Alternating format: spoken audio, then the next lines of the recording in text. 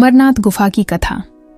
अमृता का रहस्य। हिमालय की बर्फीली चोटियों में बसी अमरनाथ गुफा, जहां हर साल बर्फ का शिवलिंग श्रद्धालुओं को अपनी ओर खींचता है, केवल एक तीर्थ स्थल नहीं बल्कि रहस्यों और किंवदंतियों का केंद्र भी है। यह कहानी उस गुफा के इर्द गिर्द घूमती है जहां अमृता का रहस्य छिपा है, एक ऐसा रहस्य जिसे पाने की खोज में लोग सदियों से भटक रहे हैं। कश्मीर की वादियों में जहां बादल पहाड़ों को चूमते हैं, एक युवा यात्री आरव शर्मा अपने भारी बैग के साथ पहलगाम की ओर बढ़ रहा था। आरव कोई साधारण पर्यटक नहीं था, वह एक इतिहासकार और शोधकर्ता था जिसका जुनून प्राचीन कथाओं के पीछे छिपे सत्य को खोजने में था। उसकी डायरी में लिखा था, अमरनाथ गुफा, क्या यह केवल भगवान शिव का पवित्र स्थल है या इसमें कोई वैज्ञानिक और दार्शनिक रहस्य भी छिपा है? पहलगाम पहुंचते ही आरव ने स्थानीय लोगों से गुफा के बारे में जानकारी जुटानी शुरू की। एक छोटी सी चाय की दुकान पर बूढ़े बाबा रमजान ने उसे एक रहस्यमयी कहानी सुनाई। बेटा, बाबा ने अपनी कांपती आवाज में कहा, अमरनाथ गुफा में एक ऐसी शक्ति है जो अमृता का वरदान दे सकती है, लेकिन उसे पाने के लिए तुम्हें अपने दिल की सबसे गहरी इच्छा को त्यागना होगा। आरव ने इसे एक लोक कथा समझकर हल्के में लिया, लेकिन बाबा की आंखों में एक ऐसी चमक थी जो उसे बेचैन कर गई। उसने सोचा, क्या यह केवल कहानी है या सचमुच कुछ ऐसा है जो दुनिया से छिपा हुआ है? उस रात आरव अपने तंबू में लेटा हुआ बाबा की बातों के बारे में सोच रहा था। उसकी डायरी में एक पुरानी किताब का जिक्र था जो उसने दिल्ली के एक पुराने पुस्तकालय में पाई थी। किताब में लिखा था कि अमरनाथ गुफा में एक प्राचीन लिपि है जो केवल सच्चे साधक को दिखाई देती है। यह लिपि अमृता के रहस्य को उजागर करती है। आरव का मन उत्साह और जिज्ञासा से भर गया। उसने फैसला किया कि वह गुफा तक जरूर जाएगा। अगली सुबह आरव ने अमरनाथ यात्रा शुरू की। उसके साथ एक स्थानीय गाइड, लियाकत और कुछ अन्य यात्री थे। रास्ता बेहद कठिन था, खड़ी चढ़ाइयां, बर्फीले रास्ते और हाड़ कंपाने वाली ठंड, लेकिन आरव के मन में एक अजीब सा जोश था। वह गुफा तक पहुंचना चाहता था, न केवल श्रद्धा से बल्कि उस रहस्य को उजागर करने के लिए जिसके बारे में बाबा ने बताया था। रास्ते में लियाकत ने उसे अमरनाथ की प्राचीन कथा सुनाई। कहते हैं, लियाकत ने अपनी गहरी आवाज में कहा कि भगवान शिव ने माता पार्वती को अमृता का रहस्य इसी गुफा में बताया था।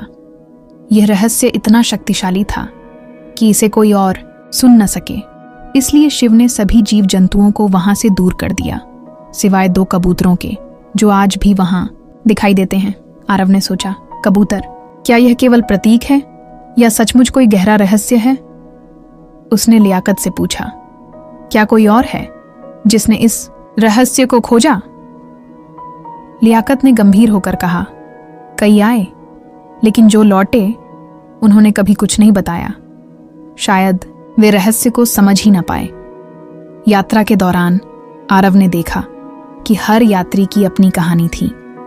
कुछ बीमारियों से मुक्ति के लिए आए थे, कुछ अपने परिवार की सुख शांति के लिए, लेकिन आरव का मकसद अलग था। वह आध्यात्मिक नहीं बल्कि वैज्ञानिक और ऐतिहासिक सत्य की खोज में था। फिर भी हिमालय की शांति और प्रकृति की विशालता ने उसे भीतर से छू लिया। कई दिनों की कठिन यात्रा के बाद आरव और उसका समूह अंततः अमरनाथ गुफा के पास पहुंचा। गुफा का प्रवेश द्वार विशाल था और उसमें से ठंडी हवा का एक झोंका बाहर आ रहा था। गुफा के भीतर बर्फ का शिवलिंग चांदनी की तरह चमक रहा था। आरव का दिल जोर जोर से धड़क रहा था। उसने अपने बैग से वह पुरानी किताब निकाली और उस पेज को खोला जहां गुफा की लिपि का जिक्र था। किताब में लिखा था, गुफा की दीवारों पर एक प्राचीन लेख है जो केवल सच्चे साधक को दिखाई देता है। यह लेख अमृता का मार्ग दिखाता है। आरव ने गुफा की दीवारों को ध्यान से देखना शुरू किया। वहां सैकड़ों श्रद्धालु थे जो शिवलिंग के दर्शन कर रहे थे, लेकिन आरव का ध्यान कहीं और था। तभी उसे एक हल्की सी चमक दिखाई दी। उसने अपने टॉर्च की रोशनी वहां डाली और उसे कुछ प्राचीन लिपि में लिखे शब्द दिखे। वह लिपि न तो संस्कृत थी, न ही कोई ऐसी भाषा जिसे वह पहचानता था। उसने तुरंत अपनी डायरी में उन शब्दों को उतार लिया, लेकिन जैसे ही वह और गहराई से पढ़ने की कोशिश करने लगा, गुफा में एक अजीब सी गूंज सुनाई दी। ऐसा लगा जैसे कोई फुसफुसा रहा हो। आरव ने आसपास देखा, लेकिन वहां कोई नहीं था। उसका मन बेचैन हो गया। उसने लियाकत को बुलाया और उसे लिपि दिखाई। लियाकत ने गंभीर होकर कहा, यह कोई साधारण लेख नहीं, इसे पढ़ने के लिए तुम्हें अपने मन को शुद्ध करना होगा। आरव ने सोचा, मन को शुद्ध करना? मैं तो एक वैज्ञानिक हूं, मुझे तथ्यों की जरूरत है, न कि आध्यात्मिक बातों की। उसी रात जब बाकी यात्री सो रहे थे, आरव गुफा के पास अकेला बैठा था। तारों भरा आकाश और हिमालय की शांति उसे एक अजीब सी सुकून दे रही थी। तभी उसे एक आकृति दिखाई दी, एक साधु जिसका चेहरा चमक रहा था। साधु ने कहा, तुम अमृता का रहस्य खोजने आए हो, लेकिन क्या तुम इसके लिए तैयार हो? आरव ने हिम्मत जुटाकर पूछा, यह रहस्य क्या है और इसे पाने की कीमत क्या है? साधु ने मुस्कुराते हुए कहा, अमृता कोई वस्तु नहीं, बल्कि एक अवस्था है। इसे पाने के लिए तुम्हें अपनी सबसे बड़ी कमजोरी का सामना करना होगा। साधु ने आरव को एक दर्पण दिखाया, जिसमें उसे उसकी जिंदगी के वो पल दिखे जिन्हें वह भूलना चाहता था।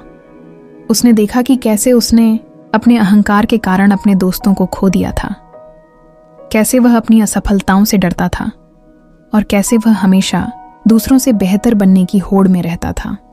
आरव का मन भारी हो गया। उसने साधु से कहा, मैं यह सब कैसे छोड़ सकता हूं? यह तो मेरी पहचान है। साधु ने कहा, पहचान एक बंधन है। जब तक तुम इस बंधन को नहीं तोड़ोगे, तुम अमृता को नहीं समझ पाओगे। इतना कहकर साधु गायब हो गया। साधु की बातें आरव के मन में बार बार गूंज रही थीं। अगले दिन उसने फैसला किया कि वह गुफा में ध्यान लगाएगा। उसने शिवलिंग के सामने बैठकर अपनी आंखें बंद कीं और अपने मन के भीतर झांकना शुरू किया। शुरुआत में उसका मन इधर उधर भटक रहा था। उसे अपने कॉलेज के दिन याद आए, जब उसने एक प्रोफेसर को केवल इसलिए अपमानित किया था क्योंकि वह उससे असहमत था। उसे अपनी बहन का चेहरा याद आया, जिससे वह सालों से नहीं मिला था, क्योंकि वह उसकी सादगी को कमजोरी समझता था। लेकिन जैसे जैसे वह गहराई में गया, उसे एक अजीब सी शांति मिलने लगी। उसे एहसास हुआ कि उसका अहंकार, उसका डर और उसकी महत्वाकांक्षा, ये सब उसे बांधे हुए थे। उसने सोचा, अगर मैं इन सब को छोड़ दूं, तो क्या मैं वाकई मुक्त हो जाऊंगा? कई घंटों के ध्यान के बाद आरव ने आंखें खोली। उसने फिर से गुफा की दीवार पर उस लिपि को देखा। इस बार उसे कुछ शब्द समझ में आने लगे। वे शब्द एक मंत्र की तरह थे, जो आत्मा को मुक्त करने की बात कह रहे थे। आरव ने अपनी डायरी में लिखा, अमरनाथ की गुफा कोई जादुई जगह नहीं है। यह एक दर्पण है जो हमें हमारी सच्चाई दिखाती है। अमृता का मतलब शारीरिक जीवन नहीं, बल्कि आत्मा की मुक्ति है। यात्रा खत्म होने के बाद आरव पहलगाम लौट आया। उसने बाबा रमजान को अपनी कहानी सुनाई। बाबा ने मुस्कुराते हुए कहा, बेटा, तुमने रहस्य पा लिया। अमृता वह नहीं जो तुम बाहर खोजते हो, वह तुम्हारे भीतर है।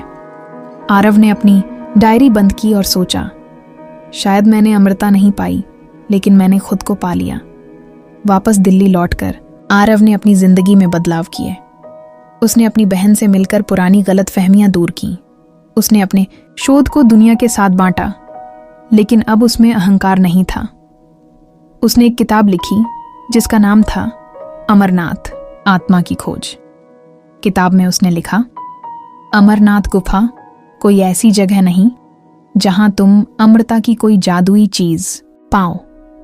ये एक ऐसी जगह है जहां तुम अपने डर, अपने अहंकार और अपनी कमजोरियों का सामना करते हो, और जब तुम इनसे मुक्त हो जाते हो, तुम सचमुच अमर हो जाते हो, नहीं शरीर से बल्कि आत्मा से। अमरनाथ गुफा आज भी हिमालय में खड़ी है, अपने रहस्यों को समेटे हुए। हर साल लाखों लोग वहां जाते हैं, कुछ श्रद्धा से, कुछ जिज्ञासा से, लेकिन जो सच्चे मन से जाते हैं वे वहां से केवल आशीर्वाद ही नहीं बल्कि अपनी आत्मा की रोशनी लेकर लौटते हैं। आरव की कहानी हर उस इंसान की कहानी है जो अपने भीतर के सत्य को खोजने निकलता है, और शायद यही अमृता का असली रहस्य है, खुद को जान लेना।